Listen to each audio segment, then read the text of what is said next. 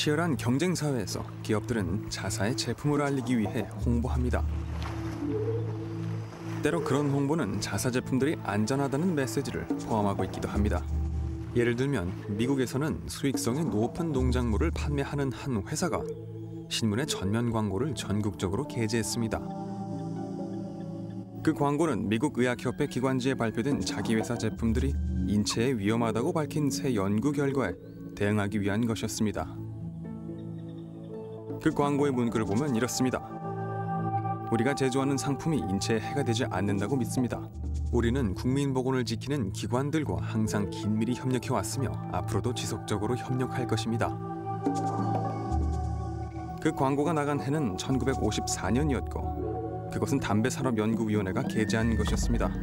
그러나 흡연이 해롭다는 무수한 증거와 엄청나게 드는 공중 보건 비용에도 불구하고 거대 담배 회사들은 건강에 치명적인 제품들을 계속 판매하고 있습니다.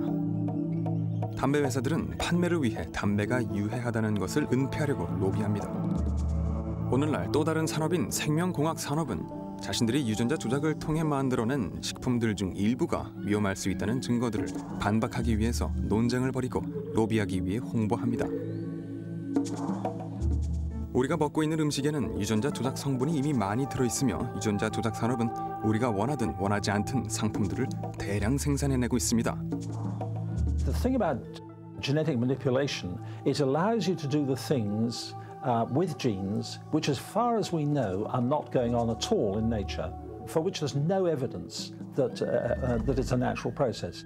The most frustrating thing about the GM debate is we shouldn't be having it at all, because the evidence is so clear that if we go down that road, we'll end up with global famine, biodevastation, massive crop failures.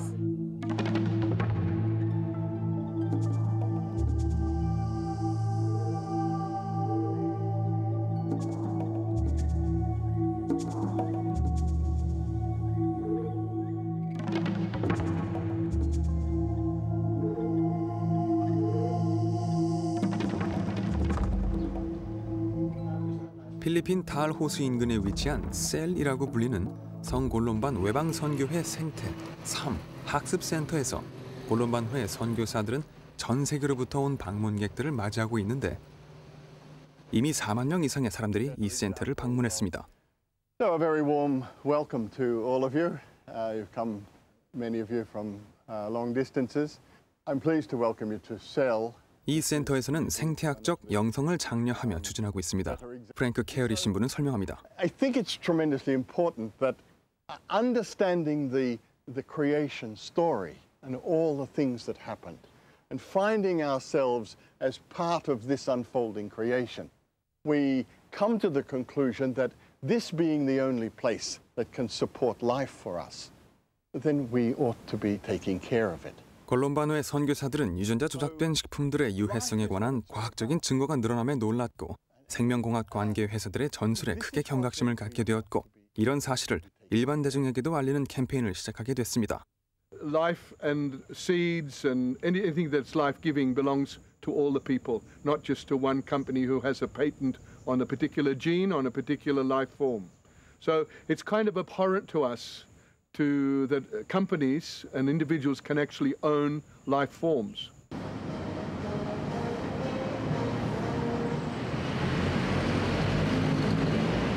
이 캠페인의 일환으로서 성골론반 외방선교회는 유전자 조작식품 관련 문제들을 논의하기 위해 마닐라에서 개최된 과학자들과 학자들의 국제회의를 공동 후원했습니다.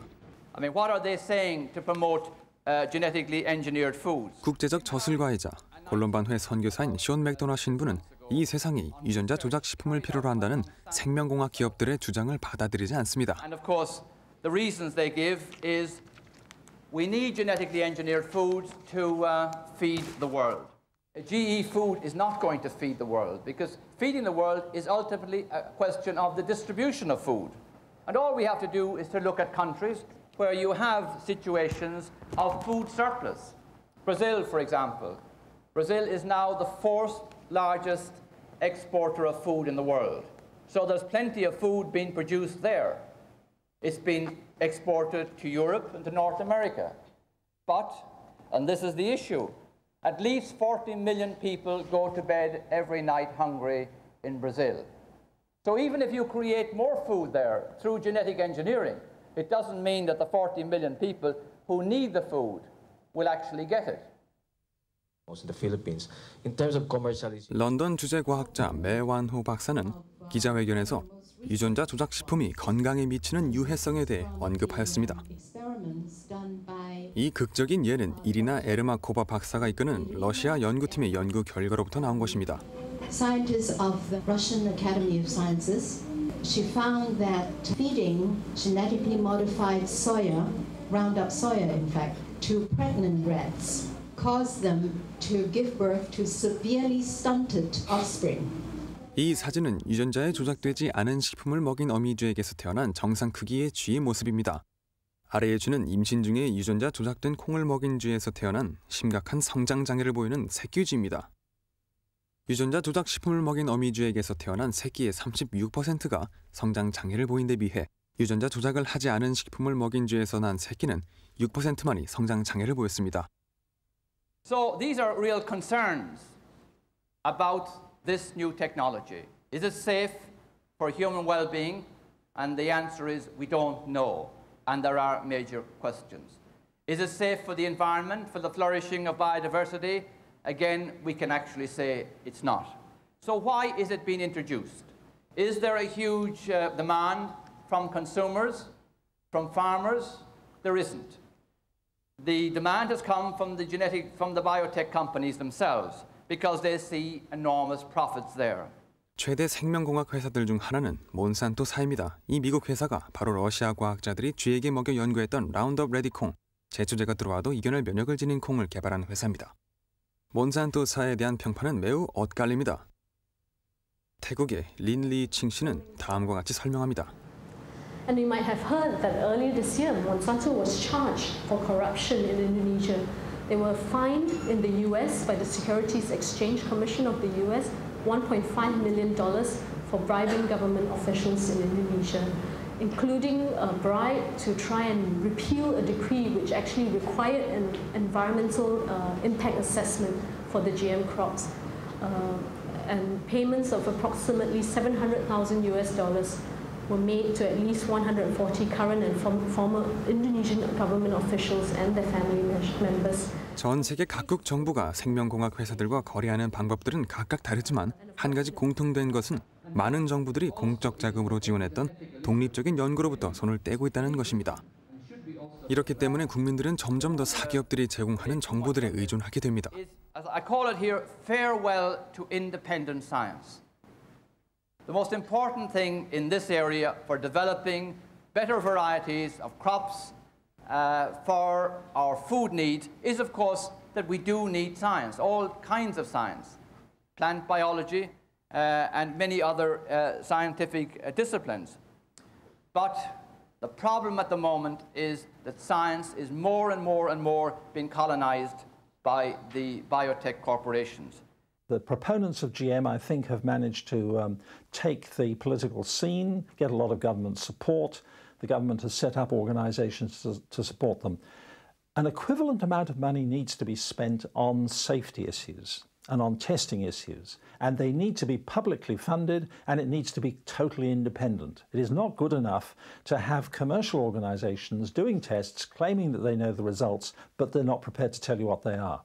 You should not have to rely upon what is told to you by people who might have conflicts of interest. 그러면 유전자 조작은 어떻게 이루어지며 왜 유전자 조작 기술은 불안정하고 예측할 수 없는 것일까요? 다음에 간단한 비유를 한번 봐주시기 바랍니다. 이 CD 홀더를 살아있는 유기체라고 가정하고 각각의 CD에 유전자가 한 개씩 들어있다고 가정해 봅시다. 유전자들은 각각 서로 다른 기능을 수행합니다.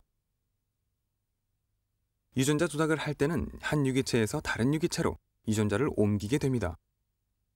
먼저 옮기려는 유전자를 추출하게 됩니다. 바로 이 시점에서 복잡한 문제가 시작됩니다. 유전자는 혼자 움직이지 못하기 때문에 과학자들이 다른 것 위에 놓아 옮기게 되는데 주로 바이러스나 박테리아를 사용하게 됩니다. 그것이 지금 여기서 이 CD 케이스에 해당하는 것입니다. 그리고 나서 바이러스에 엎혀진 유전자를 새로운 유기체에 주입해야 하는데 이때 예상치 못한 반응이나 돌연 변이에 대해 알지 못한 채로 주입을 하는 것입니다. 이 비유는 너무나도 간단 명료해 보입니다만 It's messy. You can certainly pull genes out cleanly. You can take a gene out and clean it up and know what you've actually got. But all the evidence is that then when you try to put it into another organism, it's messy. Often people are using viruses to move genes around for them for in genetic manipulation techniques. Now, viruses have survived because they're able to jump around.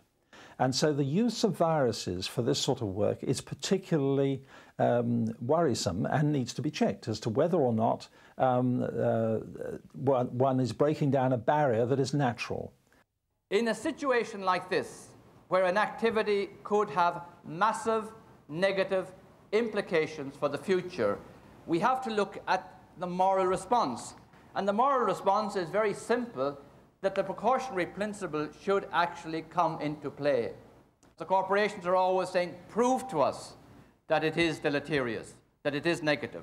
But it's they're the ones who should prove that it is not.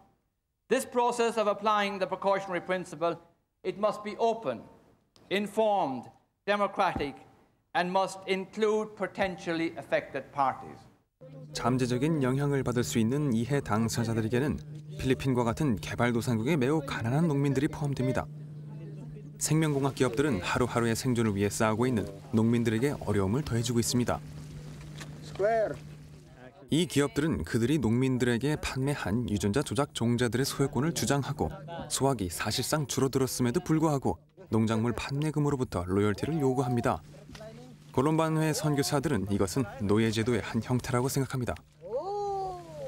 That horrendous reality that happened in 1980, it was a decision taken in the United States Supreme Court called Diamond versus Chakravarti. And it allowed an individual and a corporation to patent a living organism. It was an enzyme at the time. Now, since then, you can patent cells, genes, gene sequences, and right up to individual animals, including human genes.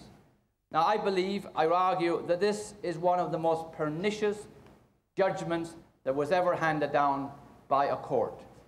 In a sense, it's the greatest act of stealing, of larceny, that the world has ever seen. You might think people like President Marcos or General Mobutu in the Congo took a huge amount of money. This is the greatest act of larceny that has ever happened, because it's allowing corporations to patent foods and to control them. 유전자 조작 곡물의 영향에 대해 우려하는 것은 비단 개발도상국들의 농민들뿐이 아닙니다. 줄리엣 맥팔렌 씨는 호주 뉴사우스웨일즈에서 밀과 유채를 경작하고 양을 치는 사람입니다. 그녀는 유전자 조작 농작물에 대한 주장들에 대해 경계심을 늦추지 않고 있습니다. We think overall it will be about $80 million that will go out of rural Australia and go out of Australia altogether. That would be the cost of the technology that each farmer would have to pay. And we think that's an awful erosion of our rural communities. I would say 80% of farmers are totally confused. They get stories that say this is going to be great, you'll lose money if you don't grow it, it's a great new technology, we'll fall behind the rest of the world. They're basing it all on claims. Conventional breeding is really probably at the forefront at the moment. It's fantastic, and it is certainly giving us traits that farmers are looking for. And our fear is that the traits we are looking for in those varieties will be bought up by biotech companies. They'll insert a gene, a herbicide-tolerant gene, and then that variety will only be available to us as a GM variety. GM canola will be irreversible, so once we've got it, we'll be like Canada. We'll be stuck with it, and we'll have to market it like that and accept lower prices. 호주의 각 주는 2008년까지 유전자 조작 농작물의 재배를 금지시켰는데